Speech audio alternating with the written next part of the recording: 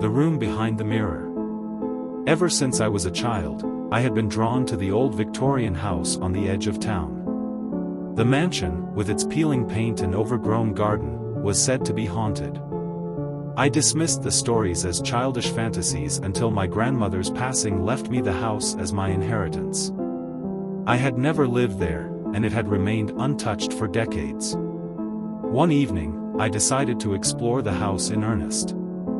As I walked through the dust-covered rooms and creaking hallways, I discovered an antique mirror in a small, forgotten room. The mirror was intricately framed with ornate carvings and had an eerie quality to it, as if it were watching me. Curiosity got the better of me. I wiped the dust from the glass and peered into it. The reflection was normal, except for a subtle, almost imperceptible distortion in the corner of the room. I shrugged it off and continued my exploration, but the mirror's presence lingered in my mind. The next night, while struggling with insomnia, I found myself drawn back to the room. I stood in front of the mirror again, this time feeling an odd pull, as if the reflection were calling to me. The distortion in the corner had grown more pronounced. My heart raced with a mix of fear and fascination. As I stared, the distortion began to shift and change. It morphed into a dark shape that seemed to pulse with malevolence. My breath quickened, but I couldn't tear my eyes away. Then, with a jolt, the dark shape surged forward, and the mirror seemed to ripple like water. I reached out instinctively, and my hand passed through the glass. Panicking, I pulled my hand back, but something was different. The reflection in the mirror showed not just the room but a dark, twisted version of it. The furniture was distorted, the colors were darkened, and an oppressive, suffocating atmosphere emanated from it. Unable to resist, I reached through the mirror again, this time pushing my entire arm into the cold, dark void.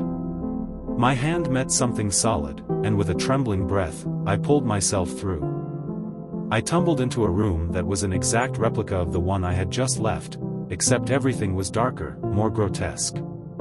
The air was thick with a rancid stench, and the walls seemed to pulse as if alive. The mirror stood on the opposite wall, reflecting the room I had just come from. Suddenly, I heard a low, guttural growl. I turned to see shadowy figures emerging from the corners of the room. They had no distinct features, just shifting, amorphous forms. Panic surged through me. I ran to the mirror, desperate to return, but the passage I had used was gone. The mirror was now just a reflective surface, showing only the twisted version of the room behind me. My heart pounded as I turned around, only to see that the shadowy figures were drawing closer. I searched for any way out but found nothing. The figures closed in, their growls growing louder, more insistent. I braced myself for the worst. Then, just as they were about to reach me, I felt a sharp pain in my chest. I looked down to see a shadowy hand emerging from my own chest, grasping at the mirror. The sensation was like ice and fire, a searing pain that paralyzed me. The room began to distort around me. The figures screamed in silent agony, and the walls seemed to tear apart. I watched in horror as the shadowy hand pulled itself out, merging with the figures, and the twisted version of the room began to collapse into darkness. Suddenly, I was back in the original room, the mirror now normal, reflecting only my terrified face. I stumbled away, my chest throbbing with pain. I turned to leave but noticed something chilling. The reflection in the mirror was no longer my own. Instead, it showed a grotesque, shadowy figure standing behind me, its eyes hollow and its grin wide and malicious. It was me, but not me. The figure's mouth moved, whispering, "Welcome home." The mirror fell to the floor and shattered, but I knew that wasn't the end. As I turned to leave the room, I could still feel that malignant presence. It wasn't just a reflection, it was a part of me now, lurking, waiting. The room behind the mirror had claimed a piece of my soul, and now, wherever I went, I could feel the malevolent presence whispering in the back of my mind. There was no escape. The house wasn't haunted, it was a gateway, and I was its newest resident. And as I lay in bed that night, I knew I would never be alone again. The true horror wasn't just the room, it was the darkness that now lived inside me, waiting for its next chance to emerge.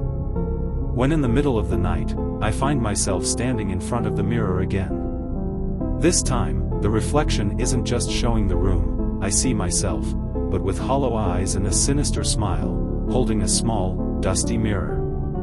The reflection's grin widens, and it says, "I've been waiting for you."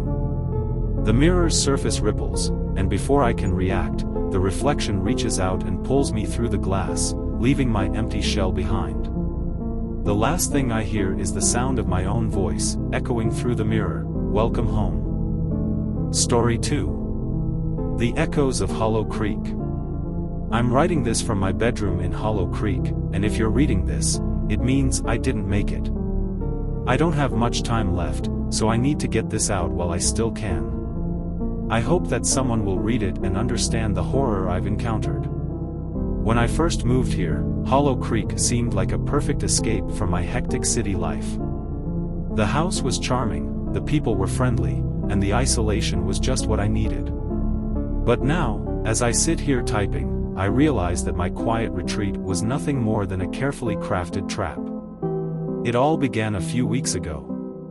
The nights here are eerily silent, save for occasional rustling or distant owl calls. But then I started hearing whispers. At first, they were faint, just whispers at the edge of hearing, like conversations in a foreign language that I couldn't quite grasp. I thought it was just my imagination, the sound of an old house settling, or the remnants of city noise lingering in my mind. The whispers grew louder, more insistent. They seemed to come from the edge of the forest that borders my property. Curiosity got the better of me, and one evening, I decided to follow them. I ventured into the woods, guided only by the voices that seemed to beckon me deeper. I discovered a clearing bathed in a strange, unnatural glow. In the center was an old well, covered in moss and vines. The glow seemed to emanate from the well itself, casting eerie shadows around it. The whispers were now a chant, a rhythmic incantation that made my skin crawl. I approached the well and shone my flashlight into its depths. The darkness below was not ordinary, it seemed to absorb the light, defying the very nature of darkness. I felt an almost magnetic pull towards it, as if something was reaching out to me from the abyss. And then, the whispers stopped. The forest fell into an unnatural silence. A deep, guttural voice spoke from the darkness of the well. It said, "Welcome home, Emily." The voice was everywhere and nowhere, and it sent a shiver down my spine. I turned to leave, but the path I had taken had vanished. The trees had rearranged themselves into a labyrinth of shadows. Panic set in.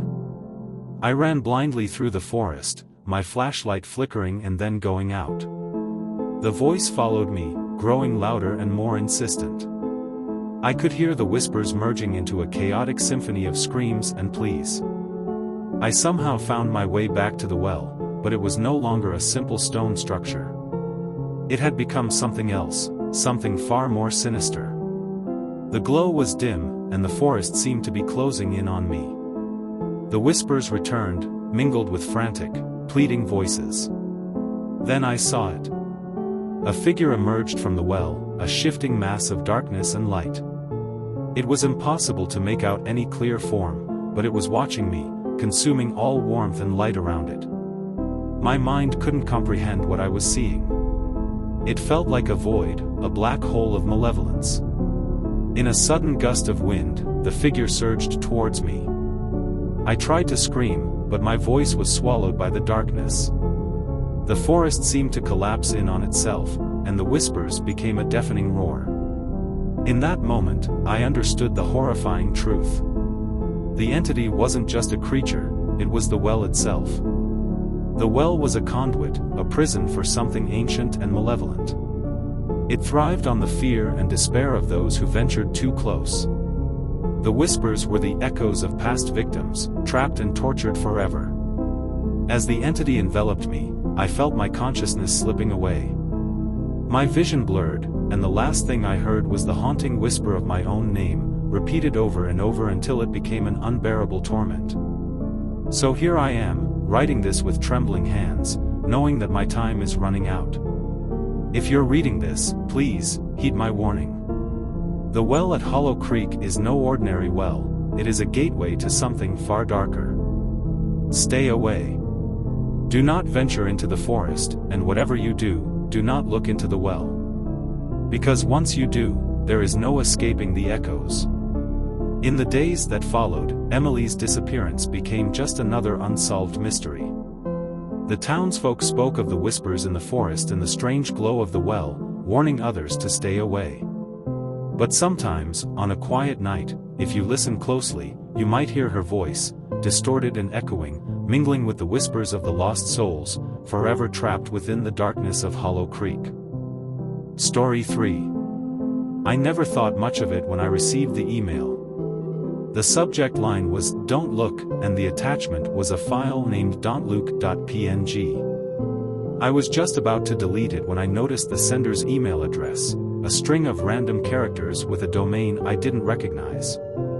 My curiosity got the better of me, and I decided to open it. The image was nothing special, just a black and white photograph of a nondescript forest. The trees were bare, and there was a narrow, winding path that seemed to disappear into the thick of the woods. What caught my attention were the words scrawled across the bottom of the image in red ink. "If you look, you'll never be the same." I chuckled. It seemed like an elaborate prank or a piece of viral marketing for a horror movie. But then I noticed something odd. In the corner of the photograph, partially obscured by shadows, was a dark, almost imperceptible shape. I leaned in closer, trying to make out what it was. My eyes widened as I realized it was a figure, a silhouette of a person, standing still in the depths of the forest. My heart began to race, not out of fear but because something about the figure seemed familiar. I felt a jolt of recognition, though I couldn't place it. I saved the image to my phone, telling myself it was just a prank, and went about my day. But I couldn't shake the feeling that something was wrong. That night, I had trouble sleeping.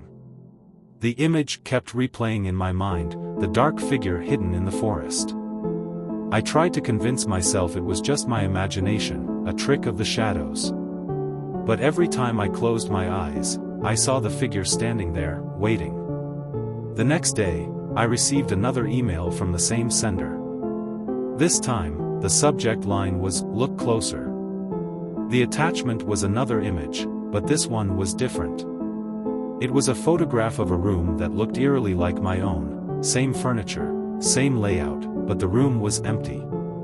On the wall was a message written in red, just like the one in the first image. "Now you're part of the game." Panic set in. I tried to contact the email address, but it bounced back as undeliverable. I searched online for any information about the domain or the sender, but found nothing. It was as if they didn't exist. I decided to take a break and went for a walk to clear my head. I ended up in a small park with a trail that wound into a wooded area. As I walked, I couldn't shake the feeling that I was being watched. The forest seemed to close in around me, and every rustle of leaves made my heart skip a beat. My phone buzzed with a new email notification. My hands shook as I opened it. The subject line read, "We're watching." The attachment was a live feed from a camera. I nearly dropped my phone when I recognized the room in the video. It was my own living room. The camera angle was different, but I could see my couch, my coffee table, and even the corner where I kept my old bookshelf. I rushed home, my mind racing. When I opened my front door, everything seemed normal. I scanned the room for any signs of tampering but found nothing. The video feed had stopped, and there were no signs of a hidden camera. That night, I tried to sleep, but the unease was unbearable. Just as I was about to drift off, my phone buzzed again. Another email. The subject line was, "Your turn." The attachment was a photograph of the same forest path from the first image. Only now, the figure was much clearer. It was a tall, gaunt man with hollow eyes, and he was holding a sign that read, "I'm coming for you." I felt a cold sweat break out on my forehead. I glanced at the clock, it was just past midnight. The silence in my apartment was suffocating, and every creak of the building seemed amplified. I couldn't shake the feeling that I was no longer alone. I must have fallen asleep eventually, but I was jolted awake by a loud bang. My heart raced as I turned on the lights and searched the apartment. Everything was in place, but I couldn't shake the feeling of being watched. I saw the shadow first, just a fleeting movement in the corner of my eye. Then, the figure from the photographs appeared in the doorway. His eyes were hollow, his expression one of cold, inhuman malice. He was dressed in tattered clothes, and his skin was an ashen gray. He held up the same sign from the photo. "Now you look." I screamed and ran, but there was no escape. The figure followed me, his footsteps echoing in the empty halls. I tried to call for help, but my phone was dead. Every door I tried was locked, and every window was sealed. As the figure drew closer, I could see his hollow eyes and the despair they reflected. I could feel the darkness closing in around me. I was trapped, and the realization hit me like a ton of bricks. I was part of the game now. I don't know how this will end, but if you're reading this, heed my warning. Do not open emails from unknown senders. Do not look at strange images. Because once you do, once you let your curiosity get the better of you, there's no escaping the game. And once you're in, there's no way out. The figure is always watching. And now, he's coming for you.